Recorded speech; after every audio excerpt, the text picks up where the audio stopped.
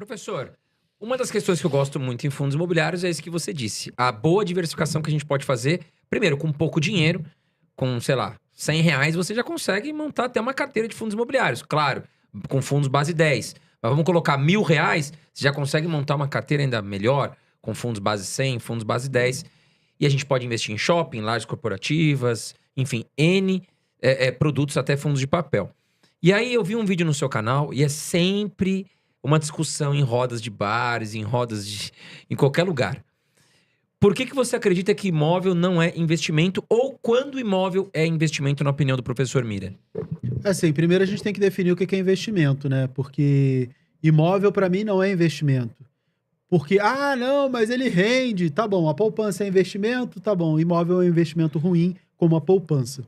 E aí um monte de gente diz que não. E aí, pra mim, é muito simples, gente, eu faço conta. E aí tem uma coisa chamada taxa interna de retorno. Se você calcular a TIR, ou em inglês, IRR, você consegue fazer isso no Excel, no Google Planilhas, na calculadora. Toda vez que alguém discute comigo, fala assim, calcula a TIR. Você me mostra a TIR, e aí você vai me mostrar, você nem precisa me mostrar, você vai ver se é interessante ou não. E aí, num país de taxa de juros de 15%, você não consegue, porque uma taxa de juros de 15%, em 4,8 anos, você dobra o valor. Então, você precisa que o imóvel dobre de valor para você empatar com uma renda fixa zero risco. Qual imóvel você tem zero risco e você dobra de valor? Não, porque lá em Balneário Camboriú, tá bom, aí todo mundo tem que comprar os imóveis milionários de Balneário Camboriú. O Brasil inteiro, 200 milhões de habitantes, vão conseguir fazer isso. Não. Toda vez que alguém fala assim, mas na minha cidade... Gente, você tem que olhar, por exemplo, o índice FIPE-ZAP. Você tem que olhar a média, você tem que olhar valores estatísticos. Para a gente discutir qualquer coisa, se você não colocar matemática e estatística, não tem nenhuma validade o que vai ser discutido. Por isso que eu falo assim, calcula TIR, que aí você vai saber se aquilo ali valeu a pena ou não. Num país de rentistas, onde taxa de juros é muito alta, o imóvel ele carece de um problema muito grave, que é a taxa de carrego. O carrego é muito ruim. O que é carrego? É carregar o imóvel. Você comprou o imóvel, vendeu, por exemplo, comprou no leilão e vendeu. Eu faço isso, eu gosto, mas isso não é investimento, isso é trade, né? Comprou, vendeu, você consegue fazer dinheiro rápido e é imbatível essa lucratividade. Mira, eu vou construir, vou vender. Também é trade, né? Na verdade é uma incorporação. Isso é trabalho, não é investimento. Você está trabalhando lá na construção, então é trabalho, não é investimento. Mas se você constrói e segura e carrega aquilo ali por 10 anos, calcula TIR, mas paga aluguel, coloca na TIR, no cálculo da TIR você coloca os recebimentos, os gastos e os recebimentos mensais que você tem com aquele imóvel, você vai ver que não supera uma renda fixa. Não vai superar, na média não supera um CDI. Principalmente porque, se você pegar o índice FIPE-ZAP, você vai ver que os imóveis residenciais, eles pagavam há 10 anos atrás cerca de 8% ao ano. Hoje em dia, eles pagam em média 4% ao ano. Isso não sou eu que estou falando. Isso são os imóveis anunciados lá no portal do Zap, e aí tem o índice FIPE-ZAP.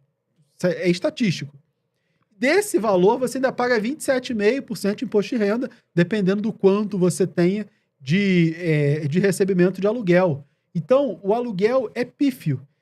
E é importante lembrar que se você carrega um imóvel por muito tempo, cabe ao proprietário a modernização, as reformas, a conservação. E se você não reforma esse imóvel, ele vai perdendo valor. Vai. Exato. E aí, sim, eu não sei se as pessoas que falam de imóveis, se elas têm noção do que fazer uma reforma. Eu já fiz reforma. É caro. Reforma é caro e é um negócio que você fica com ódio pro resto da sua vida. Você diz que nunca mais você vai fazer e aí você só faz quando você esquece. Quando você passou uns 10 anos, você vai modernizar, às vezes você gasta 10, 15% do valor do imóvel na reforma. Quem nunca fez troca de marcenaria é uma das coisas mais caras.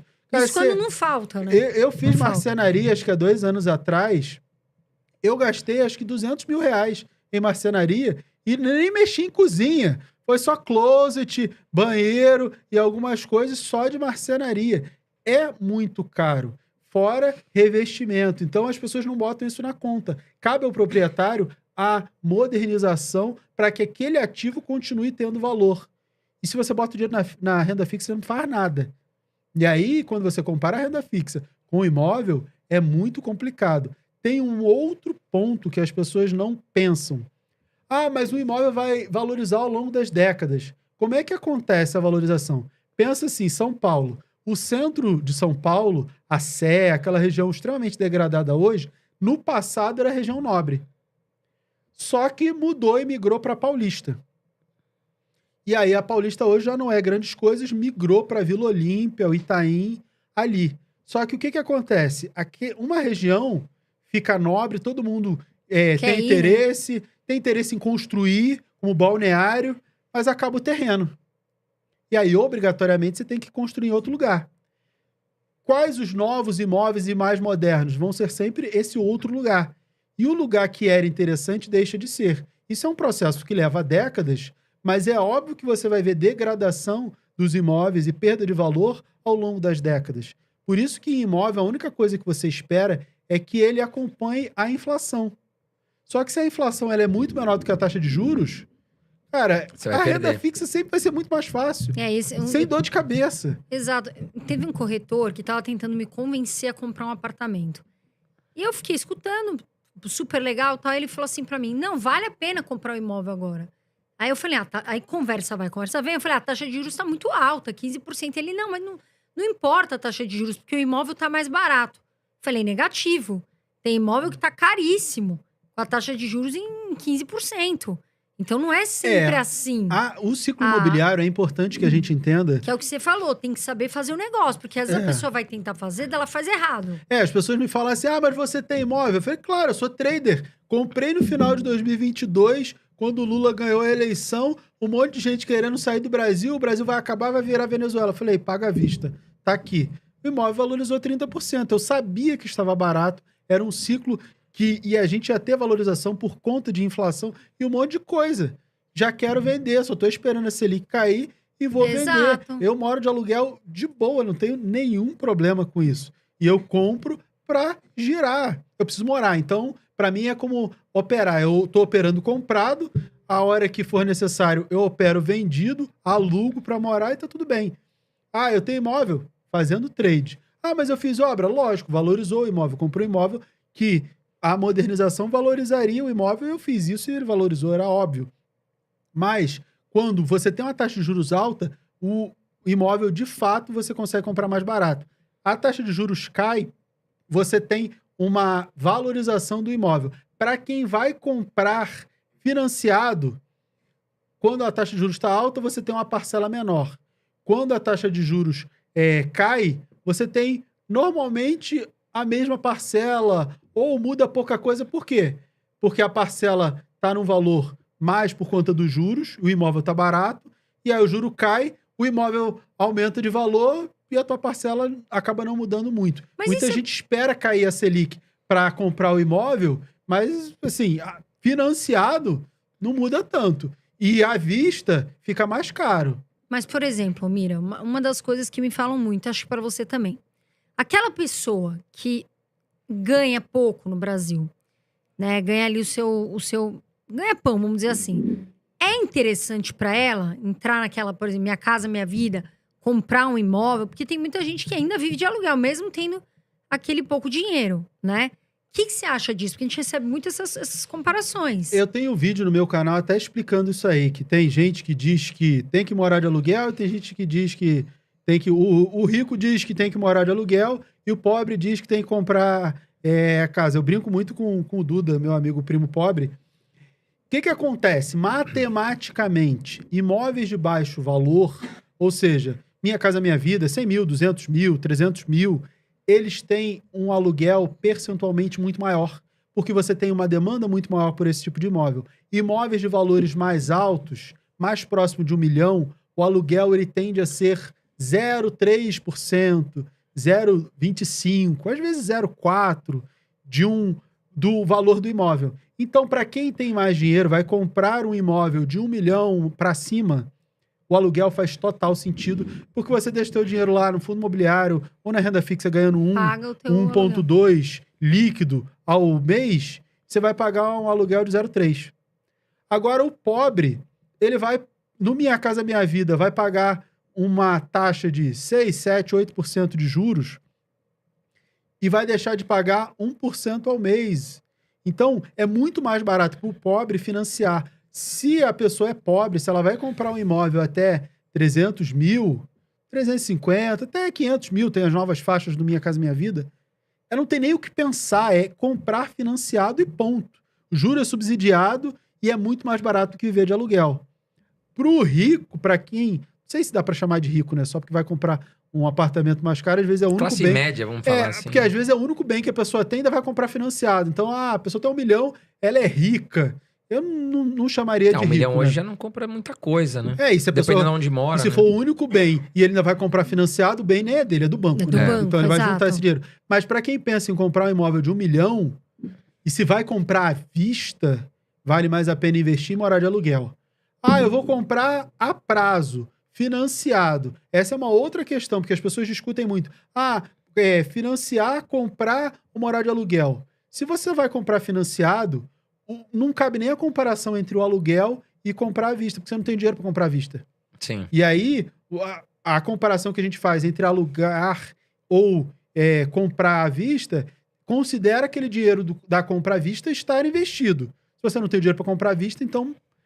não, mas eu vou dar uma entrada. Depende do tamanho da entrada. Se a entrada for pequena, você não vai ter grandes ganhos no investimento. Então, o financiamento é a sua única solução. Então, você mesmo para um imóvel mais caro, você vai acabar financiando, não porque seja melhor ou não, é porque você não tem opção. Sim. Então, o que você vai comparar beleza, eu vou pagar a prestação e vou pagar de aluguel. O que eu consigo pagar e o que é menos pior. É isso. Sim. E aí, o financiamento é Nesse possível sentido, que vale a faça pena. sentido. É possível. Tem que fazer umas continhas ali, porque de repente você vai pegar uma taxa de juros altíssima. E aí, o que eu faria? Não consigo comprar no Minha Casa Minha Vida. Beleza, a taxa de juros está alta, é aquilo que o corretor falou para você, o preço do imóvel fica mais amassado, você compra financiado com a taxa de juros alta. Quando a taxa de juros cair, você faz a portabilidade do financiamento. É um processo super simples. Mais ou menos. Se você fizer um financiamento já numa Caixa Econômica que é muito mais baixo do que outros entes do mercado, depois a portabilidade talvez não diminua tanto. A não ser que você faça a portabilidade para o Banco do Brasil, que também tem uma taxa mais baixa. Eu falo isso porque eu fiz muito. Eu trabalhava no Banco do Brasil, durante um tempo eu toquei financiamento imobiliário, eu fazia muita portabilidade. O cliente não tem muito trabalho. Vai lá no gerente, o gerente é que vê toda a operação, o banco quita a operação anterior e fica alienado ao novo banco, só que você acaba pagando menos juros. Então é uma possibilidade. Financiar com juros mais altos para depois fazer a portabilidade. É o que eu faria se tivesse que comprar financiado um apartamento de um valor mais alto, que não dá para ser subsidiado por Minha Casa Minha Vida, para conseguir morar e depois fazer a portabilidade. Tem uma outra opção que ainda é mais interessante, que é o quê? Compra no leilão um imóvel e aí tenta comprar financiado, porque existem vários imóveis. Verifica e aí se é você bom, vai a partir do conseguir lugar, né? comprar por um valor, às vezes 30%, 40% do valor do imóvel e a prestação vai ficar muito mais baixa. E aí você vai conseguir comprar um imóvel melhor. Mira, mas eu queria morar num determinado apartamento. Leilão é aquilo que tem disponível. Mas aí tem que conferir também a documentação, tem uma série de coisas, né, Mira? Acontece? Para arrematar no leilão, existe uma coisa que a gente chama de análise pré-arrematação. Você tem que olhar todas essas questões. Documentação normalmente não é um problema, porque se é um leilão judicial, já está na justiça, você só tem que ver quais os problemas que aquele imóvel tem. Isso normalmente está descrito no edital. Dívida, se tem dívida, o tamanho da dívida, quais são as dívidas, IPTU, tem dívidas de condomínio, sei lá, você tem que olhar. Mas lembre-se que você está comprando um imóvel com 30%, 40% de desconto, 50%, às vezes 70%, 80% de desconto.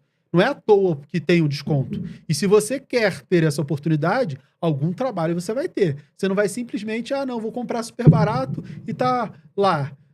Você até consegue, no site da Caixa, se vai lá na venda direta, você consegue comprar imóveis diretamente da Caixa com desconto.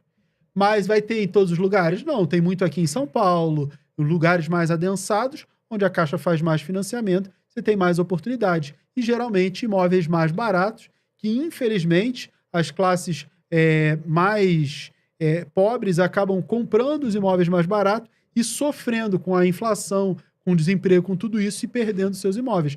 O imóvel que você compra em leilão, ele foi comprado por alguém que não conseguiu pagar, ele vai a leilão.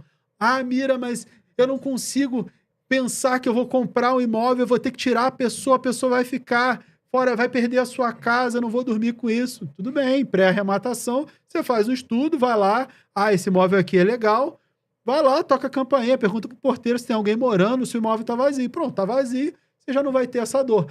Vai desalojar uma família.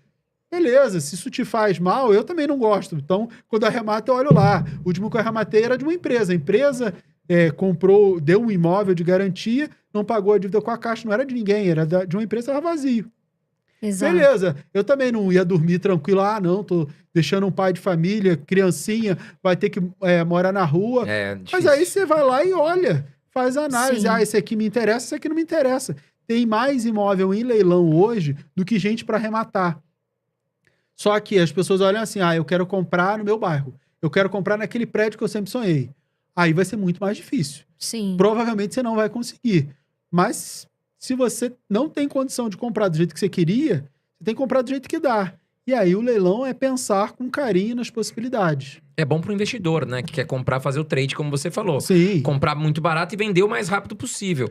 Você consegue dobrar o seu capital, às vezes, em um ciclo de 12 meses. Porque você vai pensar assim, arrematei, recebi a chave, documentação, deixei tudo bonitinho. Geralmente isso é um ciclo aí de 6 meses, às vezes estica um pouquinho.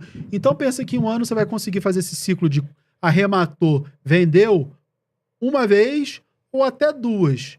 Mas se você fizer 2 vezes esse ciclo, comprando aí, sei lá, de repente com 40% de desconto, você provavelmente vai chegar próximo de dobrar o seu capital. Então, dobrar o capital com algo que tem mais ou menos alguma segurança, porque é um ativo real, você tá lá, tá vendo o imóvel, é bem difícil você fazer isso em um ano e meio. É difícil. Talvez 2, mesmo que você leve 2 anos para dobrar o seu capital, é um retorno muito alto em pouco tempo, com um ativo ali que tem o seu valor. Fala, galera! Se você curtiu o vídeo, não se esqueça de deixar o seu joinha aqui embaixo. E se ainda não está inscrito no canal, aproveite e clique no botão de se inscrever para não perder mais nenhum conteúdo. A gente posta vídeos toda semana, então ativa o sininho para ficar por dentro das novidades. Valeu e até o próximo vídeo.